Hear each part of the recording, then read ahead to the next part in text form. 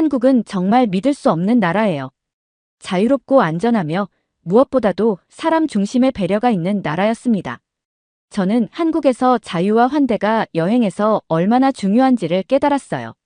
라고 말하는 스웨덴 여대생이 있습니다. 대체 무슨 사연인지 오늘 사연 바로 시작하겠습니다. 안녕하세요. 저는 스웨덴에서 대학을 다니는 22살의 학생 아말리아예요. 전공은 아시아학이고 평소에 아시아 문화와 경제 발전에 관심이 많아서 여름 방학 때 중국과 한국을 다녀왔습니다. 사실 두 나라를 모두 여행할 계획을 세우게 된 건 학교팀 프로젝트 때문이었어요. 팀원 중 몇 명이 중국을 꼭 가보고 싶다고 강력하게 주장했고 저는 처음엔 살짝 망설였어요. 솔직히 중국에 대해 큰 호감은 없었거든요. 뉴스를 통해 보는 중국은 늘 정치적이고 통제된 이미지가 강했습니다. 하지만 한 팀원이 이렇게 말했어요. 중국은 세계 2위의 경제대국이고 최근엔 기술과 문화가 엄청난 발전을 이루었어. 상하이의 스카이라인을 보면 뉴욕 못지않아. 그 말에 살짝 설득되었어요. 경제대국의 화려함과 디즈니랜드 같은 재미있는 명소들을 직접 경험해보면 새로운 관점이 생길지도 모르겠다고 생각했죠. 무엇보다 팀원이 강조한 디즈니랜드라는 단어에 마음이 살짝 기울었어요. 그리고 또 하나의 이유는 스웨덴에서는 한국이 더 익숙한 나라라는 거였어요. BTS, 한류 드라마, 그리고 K-푸드 같은 것들이 이미 스웨덴에서도 유명했으니까요. 저는 한국은 이미 많이 알고 있으니 차라리 중국에서 색다른 걸 느껴보자라는 마음이 생겼습니다. 하지만 현실적인 문제가 있었어요. 비자라는 복병이었죠. 중국 비자를 발급받으려면 꽤 번거로운 절차를 거쳐야 했습니다. 여권 사본, 여행 일정, 숙소 예약 확인서까지 제출해야 한다는 얘기를 듣고 약간 스트레스가 밀려왔어요. 한국은 비자 없이 갈 수 있다는 얘기를 들었을 때 순간적으로 한국만 갈까 싶었지만 이미 팀 프로젝트가 결정된 상황에서 혼자 방향을 바꿀 순 없었어요. 비자 신청서를 작성하는 데만 몇 시간을 쏟아야 했어요. 이렇게 복잡하게 해야 하나? 그냥 관광 좀 하려는 건데. 짜증도 조금 났지만 어쨌든 발급을 받았습니다. 팀원들과 함께 중국행 항공권을 예약하면서 약간의 기대감도 생겼어요.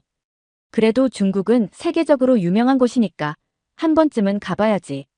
그렇게 준비를 마치고 저는 상하이로 향하는 비행기에 몸을 실었어요.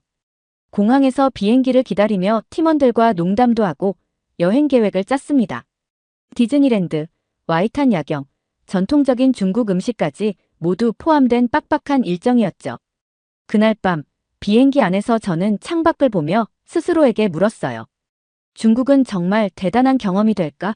아니면 뉴스에서 보던 그 이미지가 전부일까? 사실 걱정이 살짝 되었어요. 중국의 규제와 감시 같은 얘기를 너무 많이 들어서일지도 모르겠어요. 하지만 그와 동시에 이런 생각도 했습니다. 직접 경험해보지 않고서는 모르는 거잖아. 혹시 모르지, 완전히 반해버릴 수도 있으니까. 저는 낯선 곳에서 새로운 걸 배우고 경험하는 걸 좋아해요. 그래서 이번 여행도 그런 기회 중 하나일 거라고 믿으면서 기대 반 걱정 반으로 잠에 들었어요. 비행기가 상하이 푸둥 국제공항에 도착했을 때 저는 두근거리는 마음으로 입국 심사대로 향했어요. 드디어 중국이야. 라는 생각에 설렘도 있었죠. 하지만 현실은 조금 달랐습니다. 입국 심사줄이 끝이 보이지 않을 만큼 길었어요. 저와 팀원들은 거의 2시간을 서 있었고 심사대에 도착했을 때도 모든 게 느리게 진행됐어요. 중국어로 무언가 물어보는 심사관의 말에 저는 그저 여권을 건네며 어색하게 웃을 수밖에 없었어요. 심사관은 제 서류를 꼼꼼히 확인하더니 다음이라는 손짓을 했고 저는 간신히 통과했죠. 그런데 팀원 중 한 명은 비자 사진 문제로 심사가 길어졌고 우리는 공항에서 더 기다려야 했습니다. 공항 밖으로 나왔을 땐 이미 오후가 되어 있었어요.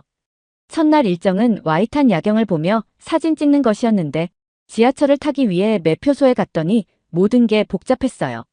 엄청난 인파의 사람들로 붐비는 상황에서 제대로 된 방향을 찾는 건 쉽지 않았습니다. 스웨덴의 잘 정돈된 지하철 시스템과는 너무 달랐어요. 겨우 지하철을 타고 와이탄에 도착했을 땐 이미 지쳐 있었어요. 그런데도 와이탄의 스카이라인은 정말 멋졌습니다.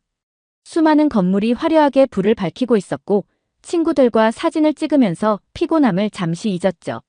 하지만 바로 그 순간 예상치 못한 일이 생겼어요. 와이탄의 아름다운 야경을 배경으로 친구들과 사진을 찍고 있을 때 갑자기 뒤에서 낯선 남성이 우리를 향해 다가왔어요. 그는 우리를 흘끗 보더니 대뜸 사진을 찍는 이유를 물었어요. 처음엔 관광객인 우리가 단순히 질문을 받는다고 생각했지만 그가 경찰 신분증을 꺼내는 순간 상황이 달라졌어요. 군사시설 근처는 촬영 금지입니다. 그가 단호한 표정으로 카메라를 확인하려고 했을 때 제 손은 땀으로 젖어 있었어요. 우리는 촬영한 사진들을 보여주었고 한 장의 사진에 문제가 있다는 이유로 10분 동안 설명해야 했어요. 그 짧은 순간 제 머릿속엔 내가 잘못한 걸까? 여기선 무엇이 문제일까? 라는 질문이 떠올랐습니다. 경찰은 결국 사진 몇 장을 삭제하라는 지시만 하고 떠났지만 저는 그 후로 더는 사진을 찍고 싶은 마음이 들지 않았어요. 감시받고 있다는 기분이 온몸을 감싸 안았습니다. 다음 날 디즈니랜드의 화려한 입구에 도착했을 때 저는 어린 시절의 설렘이 떠올랐어요. 하지만 긴 줄을 보는 순간 그 설렘은 한꺼번에 식어버렸습니다. 1시간 반을 기다린 끝에 입장했지만 놀이기구마다 대기 시간이 적어도 2시간 이상이었어요. 이건 마치 놀이공원이 아니라 기다림의 연속인 것 같아라는 생각이 머릿속을 스쳤습니다. 놀이기구를 기다리는 동안 주변에서 들려오는 소음과 밀려드는 인파는 저를 점점 더 지치게 했어요. 드디어 놀이기구를 타게 되었을 땐 이미 체력이 바닥났고 그 경험도 제대로 즐기지 못했어요. 특히 점심시간이 되었을 때 음식을 주문하려고 했지만 영어가 전혀 없는 메뉴판과 불친절한 태도에 당황했어요. 음식을 손에 들고 먹으면서도 내가 이렇게까지 기다려서 디즈니랜드를 올 필요가 있었나? 라는 의문이 계속 떠올랐습니다. 그날 밤 숙소로 돌아오는 길에 친구들과 이야기를 나누었어요. 저뿐만 아니라 다른 팀원들도 피곤하고 실망한 표정이었어요. 한 친구는 이렇게 말했어요. 중국은 분명 대단한 나라이긴 한데 너무 많은 사람이 몰려있고 여행하기엔 힘든 것 같아. 저는 그 말에 동의하지 않을 수 없었어요. 상하이는 아름답고 디즈니랜드도 멋졌지만 모든 게 혼잡하고 복잡했어요. 그리고 무엇보다 감시받고 있다는 느낌이 너무나 강하게 들었어요. 이 여행이 정말 나에게 의미 있는 경험이 될 수 있을까? 라는 생각이 머릿속에서 떠나지 않았습니다.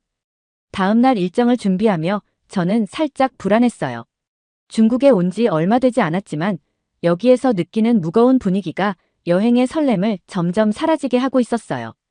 아직 여행은 시작 단계니까 조금 더 기다려보자라고 스스로를 다독이며 잠에 들었어요. 다음 날 아침, 저는 조금 더 가벼운 마음으로 하루를 시작하려 했어요. 어제의 와이탄 사건과 디즈니랜드의 피로는 잊고 오늘은 조금 더 편안하고 즐거운 여행을 해보자고 스스로 다짐했죠. 팀원들과 함께 새로 예약한 투어 프로그램에 참여하기로 했습니다. 목적지는 상하이의 전통적인 골목과 유명한 공원, 그리고 조금 떨어진 유명 관광지였어요. 가이드가 있는 투어라 소통 문제도 없을 거라고 생각했는데 현실은 또 달랐습니다. 가이드는 대부분 중국어로 설명을 했고 영어는 간단한 단어로만 표현했어요. 문화적인 배경이나 역사적인 설명을 이해하고 싶었지만 저는 그저 풍경을 바라보는 수밖에 없었어요. 내가 여기서 뭘 보고 있는 걸까? 라는 생각이 계속 맴돌았어요. 그날의 첫 목적지는 한적한 분위기의 전통 골목이었어요. 저희는 골목을 거닐며 사진도 찍고 작은 가게에서 물건도 구경했어요. 처음에는 꽤 아늑하게 느껴졌어요. 하지만 불편한 시선이 따라다니는 느낌을 지울 수 없었어요. 한참 걷다가 길모퉁이에서 사진을 찍는데 또 다른 경찰이 나타났어요. 이번엔 특별히 문제를 삼진 않았지만 그들의 날카로운 시선이 계속 제 신경을 거슬렀습니다. 여긴 자유롭게 사진조차 찍을 수 없는 건가? 라고 저는 속으로 생각했어요. 친구들도 저와 같은 기분을 느낀 것 같았어요. 그냥 조용히 걷자라며 사진 찍는 것을 멈추기로 했죠. 다음 목적지는 상하이의 대표적인 공원이었어요. 가이드가 이곳은 지역 주민들이 많이 찾는 곳이라며 추천했는데 공원 자체는 평화로웠어요. 하지만 공원 입구에서 대규모 CCTV 카메라를 보고 저절로 움찔했어요.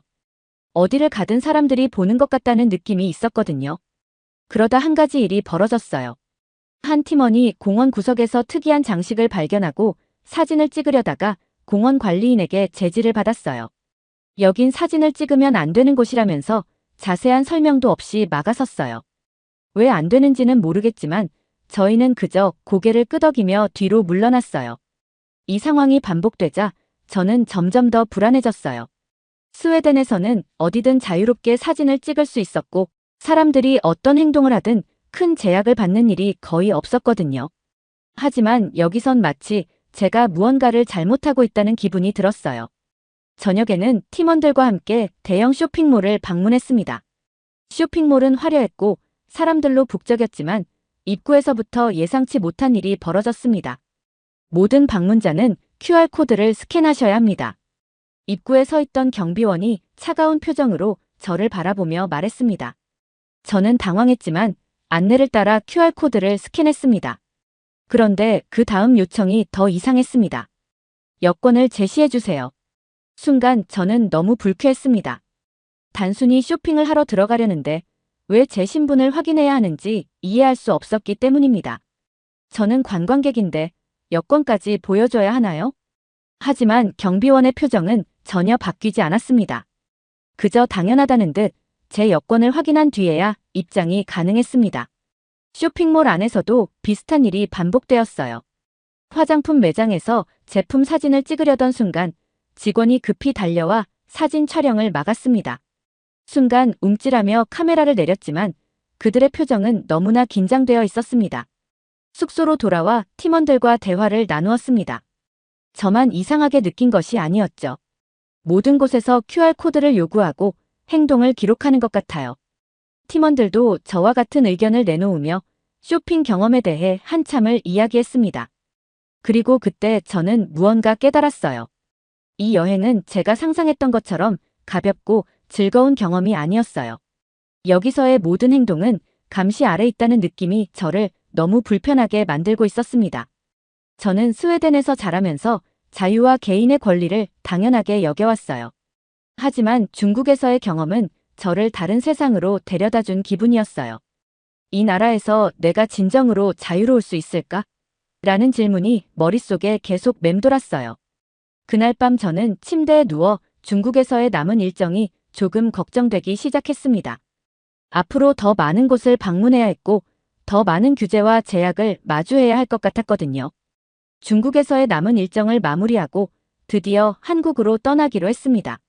사실 한국에 가는 것은 처음부터 예정되어 있었지만 중국에서 겪은 일들 때문에 더 큰 기대를 하게 되었어요. 공항으로 향하는 길에 팀원들과 대화를 나누었는데 대부분 같은 생각을 하고 있었어요. 중국은 거대한 나라이긴 해. 하지만 너무 답답했어. 한국은 좀 다를 거라고 생각해. 저도 속으로 고개를 끄덕였어요.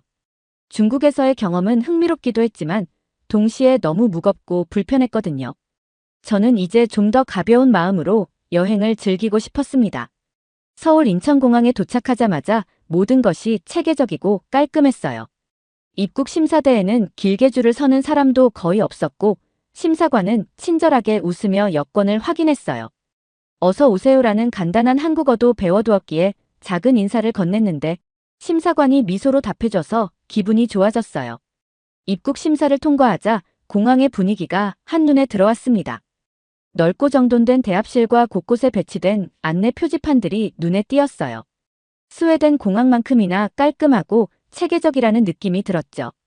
가장 인상적이었던 건 공항 내의 무료 와이파이였어요. 중국에 있을 때는 구글이나 페이스북에 접속하려면 VPN이 필요했기 때문에 친구들과 연락하거나 정보를 검색하기가 굉장히 불편했었거든요. 하지만 여기선 스마트폰만 켜면 바로 연결됐어요. 저는 공항에서 대중교통 정보를 검색하며 서울로 가는 방법을 찾았습니다. 너무 간단하고 빠르게 정보가 나오자 친구들이 웃으며 이렇게 말했어요. 이제야 제대로 여행을 시작하는 기분이야. 공항철도를 타고 서울 시내로 이동하는 동안 창밖을 보며 한국에 대한 첫 인상을 떠올렸어요. 모든 것이 정돈된 느낌이었고 거리가 너무 깨끗했습니다. 스웨덴의 도시와 비슷한 느낌도 있었지만 뭔가 더 활기차고 생동감 있는 분위기가 느껴졌어요. 서울역에 도착했을 땐 정말 놀랐어요. 역 안은 복잡하면서도 혼란스럽지 않았고 사람들이 질서정연하게 움직이고 있었어요. 한국어와 영어로 안내된 표지판 덕분에 어디로 가야 할지 금방 알 수 있었죠. 짐을 들고 헤매던 우리를 보고 한 한국인이 다가와 도움을 주었어요. 그는 유창한 영어로 숙소 방향을 알려주었고 필요한 앱까지 추천해줬어요. 스웨덴에서도 낯선 사람에게 도움을 받는 일이 흔하진 않은데 여기선 아무렇지 않게 다가오는 친절함이 신선하게 느껴졌어요. 숙소에 도착해 짐을 풀고 나니 저녁 시간이 되었어요. 친구들과 함께 근처 식당에서 첫 한국 음식을 먹기로 했죠. 메뉴판을 보고 처음엔 살짝 당황했어요. 한국어로만 적힌 부분도 있었지만 다행히 사진이 함께 있어서 어렵지 않게 주문할 수 있었습니다. 한국식 바비큐를 시켰는데 음식이 나오자마자 모두의 얼굴이 환해졌어요. 바비큐는 정말 맛있었고 반찬이라는 작은 접시들까지 계속 리필해주는 서비스에 감동했어요. 저는 이 작은 것 하나하나에서 한국의 배려를 느꼈습니다. 한 팀원이 이렇게 말했어요. 중국이랑 비교하면 여긴 서비스가 훨씬 더 좋은 것 같아. 저는 고개를 끄덕이며 대답했어요. 이 나라엔 정말 사람들이 신경 써주는 느낌이야. 모든 게 관광객을 환영하는 것 같아. 그날 밤, 저는 숙소 창문 너머로 보이는 서울의 야경을 바라보며 오늘 하루를 정리했어요. 중국에서의 답답함과는 완전히 다른 감정이 들었습니다. 저는 이제 이곳에서 어떤 경험을 하게 될지 기대하기 시작했어요. 한국은 이미 첫 인상만으로도 저를 사로잡고 있었거든요. 다음 날 아침, 저는 팀원들과 서울의 대중교통을 이용해 첫 번째 목적지인 경복궁으로 향하기로 했어요. 숙소에서 가까운 지하철역까지 걸어가는 동안 우리는 주변 풍경을 살펴봤어요.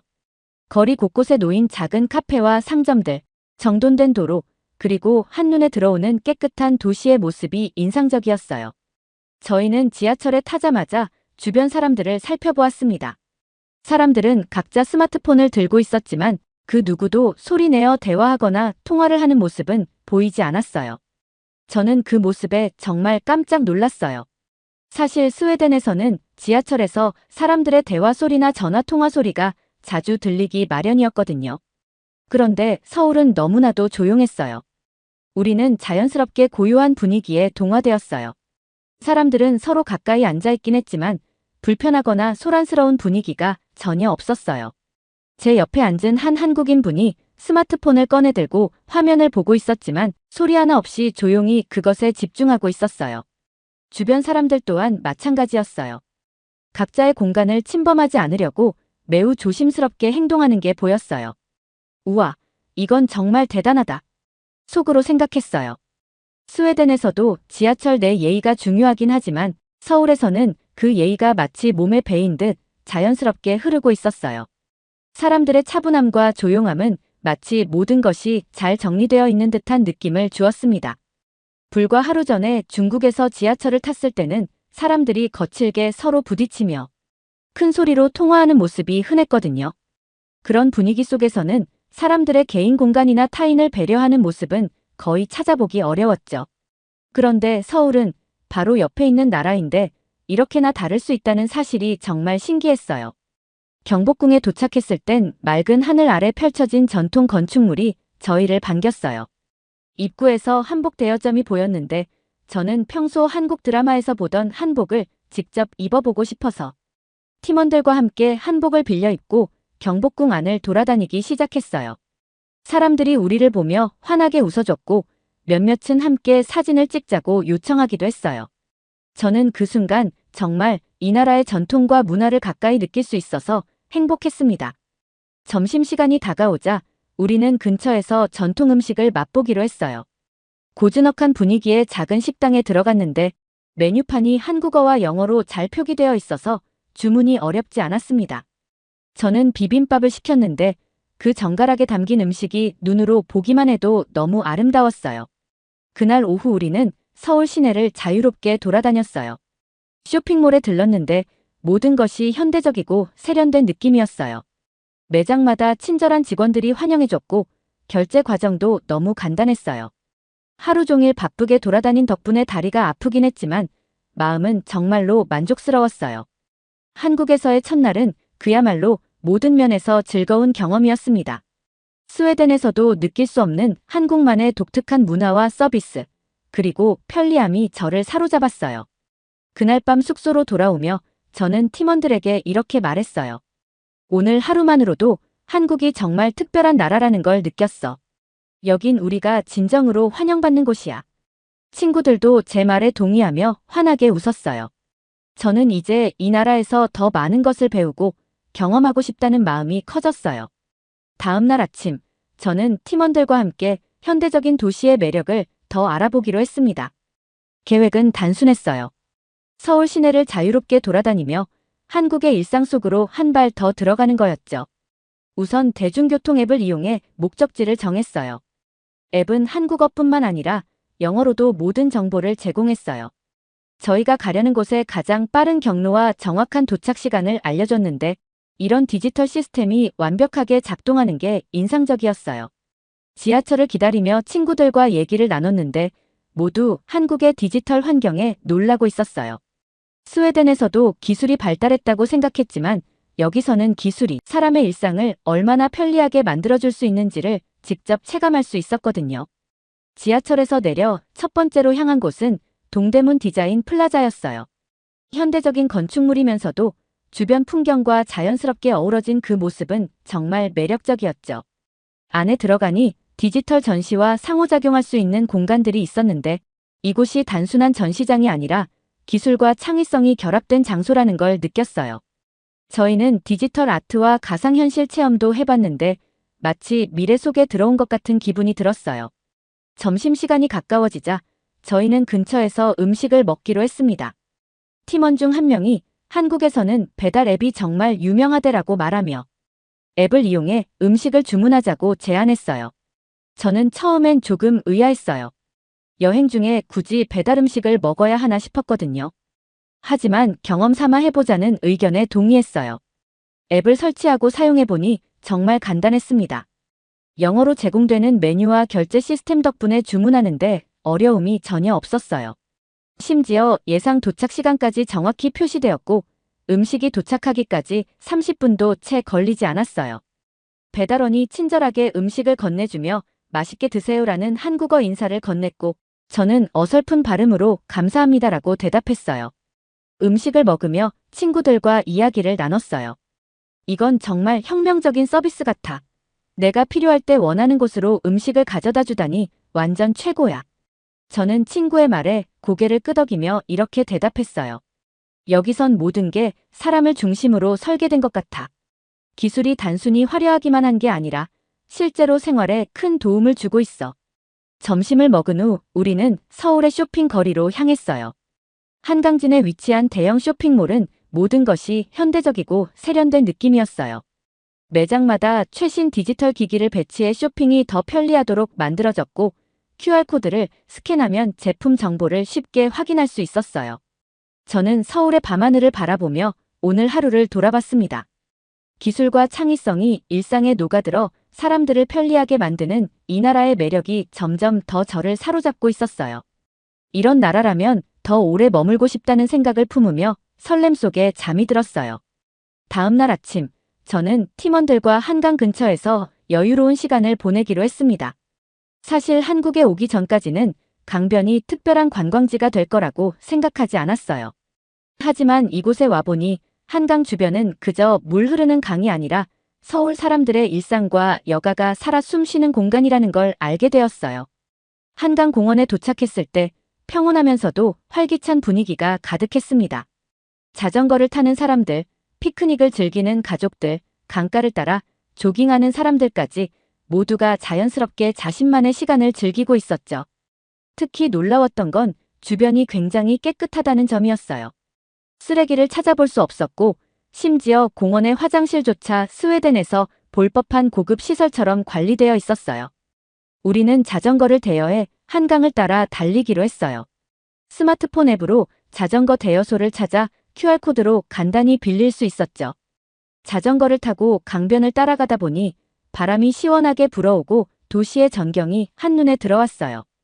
이게 진짜 서울의 모습이구나 싶었습니다. 중간에 잠시 쉬면서 한강변에서 사진을 찍었는데 이곳에서는 중국에서처럼 감시받는다는 불안감이 전혀 들지 않았어요. 아무도 제가 뭘 하고 있는지 신경 쓰지 않았고, 저도 마음껏 사진을 찍으며 자유를 만끽했습니다. 저는 팀원들에게 이렇게 말했어요. 한국에서는 내가 정말로 자유롭다는 느낌이 들어. 모든 게 열려 있고 안전하게 느껴져. 그 말에 한 친구가 고개를 끄덕이며 대답했어요. 맞아. 여기선 밤에도 마음 편히 다닐 수 있는 느낌이야. 그 친구의 말처럼 한국은 나뿐만 아니라 밤에도 안전하다는 게 정말 신기했어요. 점심시간이 가까워지자 우리는 한강 근처에서 배달 음식을 주문하기로 했어요. 어제 경험했던 배달 시스템이 너무 편리했기 때문에 이번엔 다른 메뉴를 시도해 보기로 했어요. 배달 앱에서 치킨과 떡볶이를 주문했는데 역시나 30분도 채 걸리지 않아 음식이 도착했어요. 강변에 앉아 먹는 음식도 맛있었고 한강의 경치를 바라보며 즐기는 식사는 또 다른 특별함을 더해줬어요. 저녁에는 서울의 야경을 보러 남산타워에 올랐어요. 케이블카를 타고 올라가는 길은 그 자체로도 재미있었어요. 케이블카에서 본 서울의 전경은 낮과는 또 다른 매력이 있었습니다. 수많은 빛들이 어두운 하늘 아래에서 반짝이고 있었죠. 남산타워 꼭대기에서 사진을 찍으며 저는 팀원들에게 이렇게 말했어요. 중국에서도 큰 도시를 봤지만 서울은 다르게 느껴져. 여긴 더 따뜻하고 자유롭고 사람을 환영하는 것 같아. 친구들도 제 말에 고개를 끄덕이며 동의했어요. 그날 밤 숙소로 돌아오는 길에 저는 스웨덴에서 경험했던 것들과 한국에서의 경험을 비교해봤어요. 스웨덴도 자유롭고 안전한 나라지만 한국은 여기에 사람들의 환대와 따뜻함이 더해진 곳이라는 생각이 들었죠. 한국에서의 마지막 날이 밝았어요. 짧은 시간이었지만 한국은 제게 너무나도 많은 것을 보여줬어요. 저는 한국에 대해 한류 드라마와 음악 정도밖에 몰랐던 사람이었는데 이곳에서의 경험을 통해 제 생각이 얼마나 좁았는지를 깨달았습니다. 이제는 단순히 문화가 아니라 한국이 가진 사람 중심의 따뜻함, 첨단 기술, 그리고 여행객을 환영하는 매력을 알게 됐어요. 스웨덴으로 돌아가는 비행기에 몸을 실었을 때 저는 창밖으로 펼쳐진 구름을 바라보며 지난 여행의 순간들을 떠올렸습니다. 짧은 시간이었지만 한국과 중국은 제게 너무나도 다른 세상을 보여줬어요. 이 두 나라에서의 경험은 단순히 관광이 아니라 제가 사는 세계와는 또 다른 삶을 엿보는 시간이었습니다. 중국을 떠올리자마자 자연스럽게 그곳에서의 불편한 순간들이 떠올랐어요. 단순히 사진을 찍으려다 경찰의 경고를 받았던 일, 비자를 준비하며 겪은 번거로움, 그리고 언제나 제 주변을 둘러싼 감시의 시선들까지 모든 것이 억눌린 듯한 기분을 들게 했습니다. 반면 한국은 완전히 달랐습니다. 인천공항에 도착한 첫 순간부터 모든 게 자유롭고 환영받는 기분이었어요. 심사관은 친절했고 공항의 시스템은 체계적이며 효율적이었습니다. 제가 낯선 외국인임에도 한국은 저를 따뜻하게 맞아줬어요. 공항 철도를 타고 서울 시내로 들어가는 동안 깨끗하고 정돈된 풍경을 보며 한국에 대한 첫 인상이 얼마나 특별했는지 깨달았습니다. 남산타워에서 본 서울의 야경도 잊을 수 없습니다. 어두운 하늘 아래 반짝이는 불빛들이 도시 전체를 감싸고 있었어요. 저는 그 풍경을 보며 한국이라는 나라가 단순히 발전된 도시를 넘어 사람들에게 안전함과 평화를 주는 공간이라는 걸 느꼈습니다. 중국에서의 여행은 감시와 규제 속에서 움직여야 했어요. 반면 한국은 자유롭고 안전하며 무엇보다도 사람 중심의 배려가 있는 나라였습니다. 저는 이 두 나라의 경험을 통해 자유와 환대가 여행에서 얼마나 중요한지를 깨달았어요. 스웨덴에 도착하며 저는 스스로에게 다짐했어요. 언젠가 꼭 다시 한국에 가야겠어. 더 오래 머물면서 더 많은 것을 배우고 싶어. 한국은 제게 단순한 여행지가 아니라 자유와 따뜻함의 가치를 일깨워준 특별한 나라로 남게 되었으니까요. 더 많은 사람들에게 이 나라의 매력을 알려주고 한국에서 느꼈던 그 소중한 감정을 다시 만나러 올 겁니다. 두 번째 사연 시작합니다. 한국인 여러분, 우리를 너무 미워하지 말아주세요. 우리도 여러분처럼 그저 더 나은 삶을 꿈꾸는 평범한 사람들이에요. 때론 실수도 하고 잘못된 선택을 할 수도 있지만 열심히 살아가려 노력하고 있답니다. 라고 말하는 태국 정부 직원이 있습니다. 대체 무슨 사연인지 오늘 사연 바로 시작하겠습니다. 안녕하세요. 저는 아리아입니다. 태국 노동부에서 일하고 있어요. 몇 년 전 노동부에서 일하기 시작한 지 얼마 되지 않았을 때 저는 한국과의 업무적 교류를 처음 시작했습니다. 그날의 기억이 아직도 생생해요. 회의실에 들어섰을 때 한국 대표단의 단정한 모습과 예의 바른 태도에 첫눈에 반했습니다. 회의가 시작되고 한국 측에서 준비해온 프레젠테이션을 보면서 저는 깊은 감명을 받았어요. 그들이 보여준 기술력과 혁신적인 아이디어는 정말 놀라웠습니다. 특히 노동 정책과 관련된 부분에서 한국의 선진적인 시스템을 보며 우리나라도 이렇게 발전할 수 있을까 하는 생각이 들었어요. 회의가 끝난 후 한국 대표단과 함께 저녁 식사를 하게 되었습니다. 그들의 친절함과 따뜻한 마음씨에 또 한 번 감동했어요. 한국 문화에 대해 이야기를 나누면서 저는 점점 더 한국에 대한 관심이 커져갔습니다. 그들이 들려준 한국의 발전 과정, 그리고 현재의 모습은 마치 동화 같았어요. 식사 중에 한 한국 대표가 저에게 물었습니다. 아리아 씨, 혹시 한국에 와본 적이 있나요? 저는 고개를 저었어요. 그러자 그가 웃으며 말했습니다. 기회가 된다면 꼭 한국에 와보세요. 우리나라의 아름다움을 직접 경험하실 수 있을 거예요. 그날 밤 호텔로 돌아와 침대에 누웠을 때 저는 한국에 대한 생각으로 가득 찼어요. 눈을 감으면 서울의 화려한 밤거리가 상상됐고 귓가에는 그들이 들려준 한국 노래의 멜로디가 맴돌았습니다.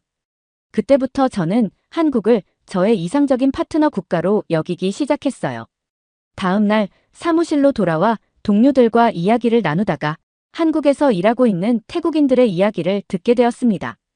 그들 중 많은 이들이 한국에서 성공적으로 정착해 좋은 삶을 살고 있다는 거예요. 한 동료가 말했어요.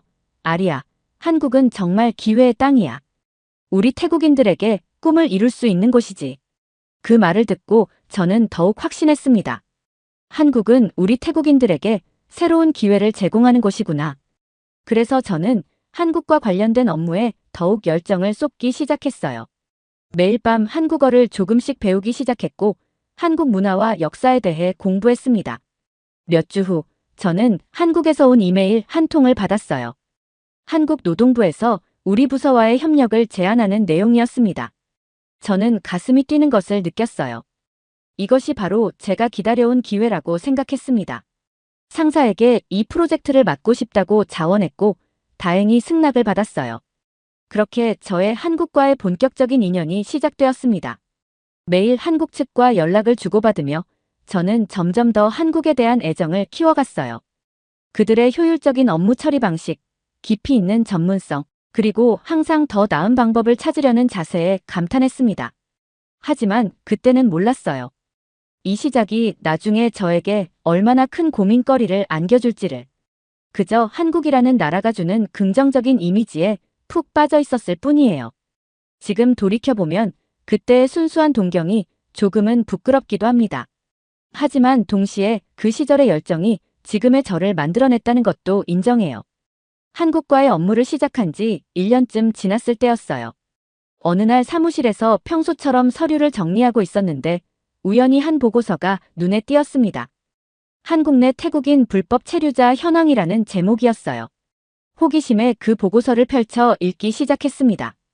처음에는 그저 숫자에 불과했어요. 하지만 점점 읽어 내려갈수록 그 숫자 하나하나가 사람이라는 걸 깨달았습니다. 가난을 벗어나기 위해 혹은 더 나은 삶을 위해 한국으로 떠난 우리 태국인들이 불법 체류자 신분으로 살아가고 있다는 사실에 충격을 받았어요. 보고서에는 구체적인 사례들도 있었습니다. 공장에서 12시간씩 일하면서도 제대로 된 임금을 받지 못하는 사람들, 질병에 걸려도 병원에 가지 못하는 사람들, 언제 잡혀갈지 모른다는 불안에 시달리는 사람들. 그들의 이야기를 읽으면서 가슴이 아팠어요. 그날 밤 집에 돌아와서도 그 보고서의 내용이 머릿속에서 떠나지 않았습니다. TV에서 흘러나오는 한국 드라마의 화려한 장면들과 보고서에서 본 불법 체류자들의 현실이 너무나 대조적으로 느껴졌어요. 다음 날 저는 상사를 찾아갔습니다. 이 문제에 대해 더 자세히 알아보고 싶습니다. 상사는 잠시 고민하더니 말했어요. 아리아, 이건 단순한 문제가 아니야. 국가 간의 복잡한 관계가 얽혀있는 문제라고. 하지만 저는 포기하지 않았습니다. 그래도 우리가 할 수 있는 일이 있지 않을까요? 결국 상사의 허락을 받아 이 문제에 대해 더 깊이 조사할 수 있게 되었어요. 저는 한국 측 담당자들과 연락을 취하기 시작했습니다. 처음에는 그들도 조심스러워했어요. 하지만 점차 서로 신뢰를 쌓아가면서 더 많은 정보를 얻을 수 있었습니다. 한 달 동안 자료를 모으고 분석하면서 저는 이 문제가 생각보다 훨씬 더 복잡하다는 걸 깨달았어요. 단순히 개인의 선택이 아니라 양국의 경제 상황, 이민 정책, 노동시장의 구조 등 다양한 요인들이 얽혀 있었습니다. 그러던 어느 날 한 통의 전화를 받았어요. 한국에서 불법 체류 중인 한 태국인 노동자였습니다. 그는 떨리는 목소리로 말했어요. 도와주세요. 더 이상 이렇게 살 수가 없어요. 그의 이야기를 들으면서 저는 이 문제가 단순한 통계나 보고서의 내용이 아니라 실제 사람들의 삶과 직결된 문제라는 걸 다시 한번 실감했습니다. 그 후로 저는 이 문제를 더욱 진지하게 다루기 시작했어요. 단순히 업무로서가 아니라 우리 태국인들의 생존과 직결된 문제로 보기 시작한 거죠. 매일 밤 늦게까지 사무실에 남아 관련 자료들을 찾아보고 전문가들의 의견을 들었습니다. 하지만 동시에 복잡한 감정에 휩싸이기도 했어요. 한편으로는 불법 체류자들의 고통에 가슴 아팠지만 다른 한편으로는 그들이 왜 불법으로 체류하는 것을 선택했는지 이해가 되지 않았습니다. 합법적인 방법은 없었을까? 왜 그들은 그런 위험을 감수하는 걸까? 이런 의문들이 꼬리에 꼬리를 물고 이어졌어요. 그리고 점점 더 이 문제의 근본적인 원인을 찾아야 한다는 생각이 들었습니다. 단순히 현상을 파악하는 것을 넘어서 이 문제를 해결할 수 있는 방법을 찾고 싶었어요. 그래서 저는 한국 정부의 외국인 노동자 정책에 대해 더 자세히 알아보기 시작했습니다. 동시에 우리 태국의 해외 노동자 송출 정책도 살펴봤어요. 두 나라의 정책을 비교하면서 어디에 문제가 있는지, 어떤 부분을 개선해야 하는지 조금씩 윤곽이 잡히기 시작했습니다. 이 과정에서 저는 한국에 대한 제 생각이 조금씩 변하고 있다는 걸 느꼈어요. 처음에 가졌던 순수한 동경은 사라지고 보다 현실적인 시각으로 한국을 바라보게 되었습니다. 하지만 동시에 한국이 이 문제를 해결하기 위해 노력하고 있다는 점도 알게 되었어요. 한국에서의 태국인 불법 체류자 문제에 대해 더 깊이 알아보기로 결심했어요. 그래서 저는 직접 한국에 가기로 했습니다.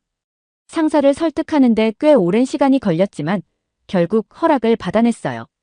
아리야, 조심해. 그리고 너무 깊이 관여하지 마라는 상사의 말이 귓가에 맴돌았습니다.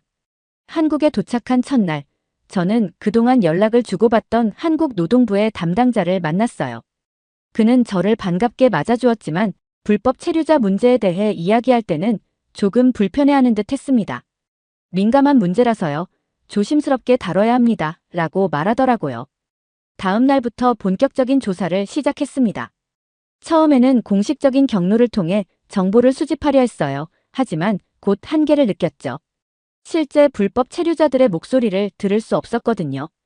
그래서 저는 조금 위험할 수도 있지만 직접 그들을 만나보기로 결심했습니다. 한 태국 식당을 통해 처음으로 불법 체류 중인 태국인을 만났어요. 그의 이름은 솜차이였습니다. 처음에 그는 저를 경계했어요. 당신이 정부 관리라고 해도 나를 도와줄 수 없을 거예요. 라고 말하더라고요. 하지만 제가 진심으로 그들의 이야기를 듣고 싶다고 설득한 끝에 그는 조금씩 마음을 열기 시작했습니다. 솜차이의 이야기는 제 마음을 아프게 했어요. 그는 5년 전 합법적으로 한국에 왔지만 회사가 파산했다고 합니다. 그가 일하던 산업에서는 새로운 고용주를 찾지 못했고 시간이 지나면서 비자가 만료되었다고 해요. 처음엔 집에 돌아갈까 고민했어요. 하지만 가족들이 제 송금에 의지하고 있었죠. 어쩔 수 없었어요. 라고 말하는 그의 눈에 눈물이 고였습니다. 그 후로 저는 더 많은 불법 체류자들을 만났어요. 공장에서 일하는 순환, 식당에서 일하는 라차, 건설 현장에서 일하는 프라윷. 그들의 이야기는 조금씩 달랐지만 공통점이 있었습니다. 모두가 더 나은 삶을 위해 한국에 왔다는 것, 그리고 지금의 상황에서 벗어나고 싶어 한다는 거였어요. 특히 기억에 남는 건 마리사라는 여성이에요. 그녀는 한국인 남성과 결혼했지만 가정폭력으로 도망쳐 나왔다고 합니다. 이혼하고 싶어요. 하지만 그러면 당장 추방될 거예요. 저는 지금 그저 숨어 살고 있을 뿐이에요. 라고 말하는 그녀의 모습에 가슴이 아팠습니다. 이들의 이야기를 들으면서 저는 불법 체류 문제가 단순히 법적인 문제가 아니라는 걸 깨달았어요. 각자의 사연과 고통, 그리고 희망이 얽혀 있는 복잡한 인간 문제라는 거죠. 동시에 이 문제를 해결하기가 얼마나 어려울지도 실감했습니다. 한 달간의 조사를 마치고 태국으로 돌아오는 비행기 안에서 저는 그동안 들은 이야기들을 정리해 보았어요. 그들이 겪는 어려움은 크게 세 가지로 요약할 수 있었습니다. 첫째, 열악한 노동 환경. 둘째, 의료와 교육 등 기본적인 서비스에 대한 접근성 부족. 셋째, 항상 단속의 두려움 속에 사는 불안한 삶. 하지만 동시에 그들의 이야기에서 희망도 발견했어요. 대부분이 합법적으로 일할 수만 있다면 정말 열심히 일하겠다고 말했거든요. 그들은 한국 사회에 기여하고 싶어 했고 한국과 태국 양국에 도움이 되는 존재가 되고 싶어 했습니다. 태국에 돌아와서 제일 먼저 한 일은 상세한 보고서를 작성하는 거였어요. 단순히 현황을 보고하는 것이 아니라 불법 체류자들의 생생한 목소리를 담으려고 노력했습니다. 그들의 고충, 그들의 희망, 그리고 그들이 처한 현실을 최대한 자세히 묘사했어요. 보고서를 제출하고 나서 저는 이 문제에 대한 해결책을 찾는 것이 제 삶의 목표가 되었다는 걸 깨달았습니다. 이제 더 이상 단순한 업무가 아니었어요. 제가 만난 솜차이, 순안, 라차, 프라윷, 그리고 마리사. 그들 모두를 위해 무언가를 해야 한다고 느꼈습니다. 그래서 저는 더 열심히 일하기 시작했어요. 밤늦게까지 사무실에 남아 관련 자료들을 찾아보고 전문가들의 의견을 구했습니다. 때로는 너무 큰 문제라 좌절감을 느끼기도 했지만 그럴 때마다 한국에서 만난 그들의 얼굴을 떠올렸어요. 그러면 다시 힘을 낼 수 있었습니다. 저는 이 문제를 해결하기 위해 보고서를 작성해서 제출했습니다. 하지만 제가 작성한 보고서가 부서 내에서 큰 파장을 일으켰어요. 어떤 동료들은 제 노력을 높이 평가했지만 또 다른 이들은 이 문제에 너무 깊이 관여하는 것을 우려했습니다. 어느 날 상사가 저를 사무실로 불렀어요. 아리아, 내 열정은 이해하지만 우리가 할 수 있는 일에는 한계가 있어.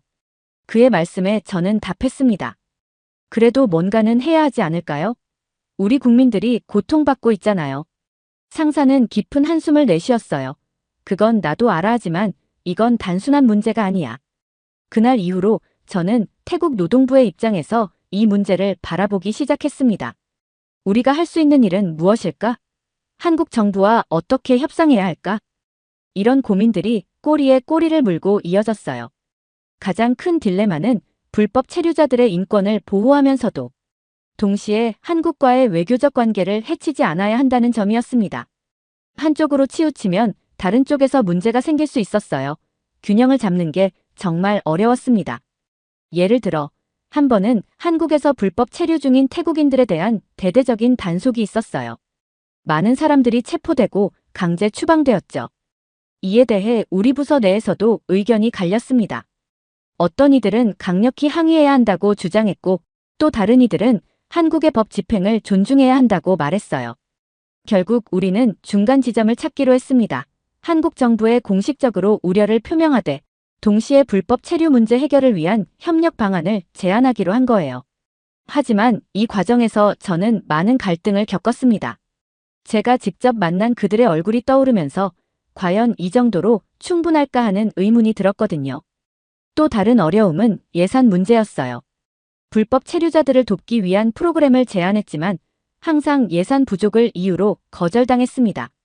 아리아, 우리도 그들을 돕고 싶어 하지만 국내에도 해결해야 할 문제가 산더미야. 이런 말을 들을 때마다 저는 좌절감을 느꼈어요. 여러 과정에서 저는 태국 정부가 불법 체류자 문제에 제대로 대응하지 못하는 현실에 때로는 좌절하기도 했어요. 하지만 동시에 이 복잡한 문제를 해결하기 위해 노력하는 동료들을 보면서 희망도 느꼈습니다. 우리 모두가 각자의 위치에서 최선을 다하고 있다는 걸 알게 되었거든요. 노동부에서 일하면서 한국의 이민 정책과 노동법에 대해 더 깊이 알아가게 되었어요. 처음에는 단순히 정보를 수집하는 차원이었지만 점점 더 깊이 파고들수록 한국에 대한 제 감정이 복잡해지기 시작했습니다. 가장 먼저 눈에 띈 것은 한국의 엄격한 외국인 노동자 쿼터 제도였어요. 태국 노동자들에게 할당된 쿼터가 너무 적다는 걸 알게 되었죠. 왜 이렇게 적은 거지? 라는 의문이 들었습니다. 우리 태국 노동자들의 능력이 부족해서일까? 아니면 다른 이유가 있는 걸까? 이 문제에 대해 한국 측 담당자와 이야기를 나눴어요. 그의 설명은 이랬습니다. 국내 고용시장 보호를 위해서예요. 너무 많은 외국인 노동자가 들어오면 자국민의 일자리가 위협받을 수 있거든요. 이해는 되지만 한편으로는 불공평하다는 생각이 들었어요.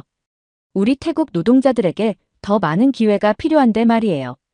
그리고 한국어 능력 시험 문제도 있었습니다. 이 시험이 한국에서 일하려는 태국인들에게 너무 큰 장벽이 되고 있다는 걸 알게 되었어요. 물론 의사소통 능력이 중요하다는 건 이해해요. 하지만 이 시험 때문에 실력 있는 많은 태국인들이 기회를 얻지 못하고 있었죠. 어느 날 한 태국인 노동자로부터 이메일을 받았어요. 아리아 씨, 저는 용접 기술자로 10년 넘게 일했어요. 하지만 한국어 시험을 통과하지 못해 한국에서 일할 기회를 얻지 못했습니다. 이게 공평한가요? 이 이메일을 읽으면서 가슴이 아팠어요. 기술은 있지만 언어 때문에 기회를 얻지 못하는 사람들이 얼마나 많을까 하는 생각이 들었거든요. 그러다 제 눈을 의심하게 만든 규정을 발견했습니다. 한국의 고용허가제에서는 39세 이상의 외국인 노동자를 받아들이지 않는다는 거였어요. 이건 정말 이해할 수 없었습니다. 우리나라에서는 40대, 50대도 충분히 일할 수 있는 나이인데 말이에요. 이 규정 때문에 고통받는 사람들의 이야기를 들을 때마다 화가 났어요. 42살의 뿌라퐁 씨는 이렇게 말했죠. 저는 아직 일할 수 있어요. 오히려 경험이 더 많아졌는데 왜 한국은 저를 원하지 않는 걸까요? 그의 말에 답할 수가 없었어요. 이런 규정들을 보면서 한국에 대한 제 감정이 조금씩 변하기 시작했습니다. 처음에 느꼈던 동경과 존경의 마음이 서서히 실망과 원망으로 바뀌어 갔어요. 왜 이렇게 차별적인 정책을 만드는 걸까? 우리 태국 사람들을 무시하는 건가? 라는 생각이 들었죠. 하지만 동시에 저는 이런 감정을 조심스럽게 다뤄야 한다는 걸 알고 있었어요. 개인적인 감정이 업무에 영향을 미쳐서는 안 되니까요. 그래서 저는 이런 감정을 숨기고 최대한 객관적으로 상황을 바라보려고 노력했습니다. 그러던 어느 날 한국 측 담당자와 화상회의를 하던 중 저도 모르게 감정이 폭발해버렸어요. 왜 이렇게 불공평한 정책들을 만드는 거죠? 우리 태국 사람들도 충분히 능력 있고 성실한데 왜 이런 대우를 받아야 하나요? 그 순간 회의실이 조용해졌어요. 한국 담당자는 잠시 침묵하더니 이렇게 말했습니다. 아리아 씨, 당신의 감정 이해해요. 우리도 이런 정책들이 완벽하다고 생각하지 않아요. 하지만 이건 복잡한 문제예요. 우리도 계속해서 개선하려고 노력하고 있습니다. 그의 말에 제 마음이 조금은 누그러졌지만 여전히 불만은 남아 있었어요. 이 사건 이후 저는 제 감정을 더 깊이 들여다보게 되었습니다. 한국에 대한 원망은 사실 우리 태국 노동자들이 겪는 어려움에 대한 안타까움에서 비롯된 거였죠. 그리고 그 안타까움은 결국 그들을 돕고 싶다는 마음, 더 나은 상황을 만들고 싶다는 열망으로 이어졌어요. 그래서 저는 이 감정을 긍정적인 에너지로 바꾸기로 결심했습니다. 한국을 원망하는 대신 어떻게 하면 양국이 서로 이해하고 협력할 수 있을지 고민하기 시작했어요. 물론 쉽지 않았습니다. 때로는 여전히 분노와 실망이 올라왔어요. 하지만 그때마다 저는 스스로에게 물었습니다. 이 감정이 문제 해결에 도움이 될까? 지금도 가끔 한국의 정책을 볼 때면 답답함을 느껴요. 하지만 동시에 조금씩 변화의 조짐도 보입니다. 최근에는 한국 정부가 외국인 노동자 정책을 조금씩 완화하고 있다는 소식도 들렸어요. 아직 충분하지는 않지만 그래도 희망의 빛이 보이는 것 같아요. 시간이 흐르면서 저는 한국에 대해 더욱 복잡한 감정을 느끼게 되었어요. 한편으로는 여전히 한국의 발전된 기술과 문화에 대한 존경심이 있었지만 다른 한편으로는 태국 노동자들이 겪는 어려움 때문에 마음이 아팠습니다. 어느 날 한국에서 열리는 국제 노동 컨퍼런스에 참석하게 되었어요. 서울에 도착했을 때 저는 복잡한 감정에 휩싸였습니다. 공항에서 나오는 순간 눈앞에 펼쳐진 현대적인 도시 풍경에 감탄하면서도 이 화려함 뒤에 숨겨진 우리 태국 노동자들의 고통이 떠올랐죠. 컨퍼런스장으로 가는 길에 택시 기사님과 이야기를 나눴어요. 그는 한국의 경제 발전에 대해 자부심을 갖고 이야기했습니다. 우리나라가 이렇게 발전한 건 모두가 열심히 일한 덕분이에요. 그의 말에 고개를 끄덕이면서도 제 마음 한 구석에서는 그 발전의 이면에 우리 태국 노동자들의 희생도 있었을 텐데 라는 생각이 들었어요. 컨퍼런스에서 저는 한국의 노동 정책에 대한 발표를 듣게 되었습니다. 발표자는 한국이 얼마나 외국인 노동자의 권리 보호를 위해 노력하고 있는지 설명했어요. 통역을 통해 들으면서 저는 고개를 끄덕이다가도 가끔은 미간을 찌푸렸습니다. 좋은 정책들도 있었지만 여전히 부족한 점들이 눈에 띄었거든요. 휴식 시간에 한국 노동부 관계자와 대화를 나누게 되었어요. 그는 진심으로 외국인 노동자 문제 해결을 위해 노력하고 있다고 말했습니다. 우리도 최선을 다하고 있어요. 하지만 쉽지 않네요. 그의 말에 공감하면서도 제 마음 한편에서는 여전히 불만이 일었어요. 그래도 더 많은 것을 할 수 있지 않을까? 저녁에는 한국에서 일하고 있는 태국 노동자들과 만났어요. 그들의 이야기를 들으면서 제 마음은 더욱 복잡해졌습니다. 어떤 이들은 한국에서의 삶에 만족하며 감사해했어요. 한국에서 번 돈으로 고향에 집을 지었어요. 하지만 또 다른 이들은 여전히 어려움을 호소했죠. 일은 힘들고 차별도 심해요. 하지만 돌아갈 수도 없어요. 호텔로 돌아와 창밖을 바라보며 저는 깊은 생각에 잠겼어요. 서울의 밤은 정말 아름다웠습니다. 반짝이는 불빛들이 마치 별처럼 빛나고 있었어요. 그 모습을 보며 저는 생각했습니다. 이 아름다운 도시를 만드는데 우리 태국 사람들도 한몫했을 텐데. 다음 날 컨퍼런스에서 제가 발표를 하게 되었어요. 준비해온 내용을 발표하면서 저는 최대한 객관적으로 상황을 설명하려고 노력했습니다. 하지만 발표를 마치고 질문을 받는 시간에 한 참가자가 물었어요. 태국은 한국의 노동 정책에 대해 어떻게 생각하나요? 순간 망설였습니다. 솔직히 말해야 할까? 아니면 외교적으로 답해야 할까? 잠시 침묵 후 저는 입을 열었어요. 한국의 노력을 인정합니다. 하지만 여전히 개선해야 할 점들이 많다고 생각해요. 우리는 더 나은 협력 관계를 원합니다. 그 순간 저는 제 안의 복잡한 감정들이 조금은 정리되는 것을 느꼈어요. 네, 한국에 대한 존경심도 있고 원망도 있습니다. 하지만 그 모든 감정의 근본에는 더 나은 미래를 향한 희망이 있었던 거예요. 컨퍼런스를 마치고 한국을 떠나는 비행기 안에서 저는 이번 여행을 통해 느낀 점들을 정리해봤어요. 한국은 분명 대단한 나라입니다. 하지만 완벽하지는 않아요. 우리 태국도 마찬가지고요. 중요한 건 서로를 이해하고 존중하며 함께 발전해 나가는 것이라는 걸 깨달았습니다.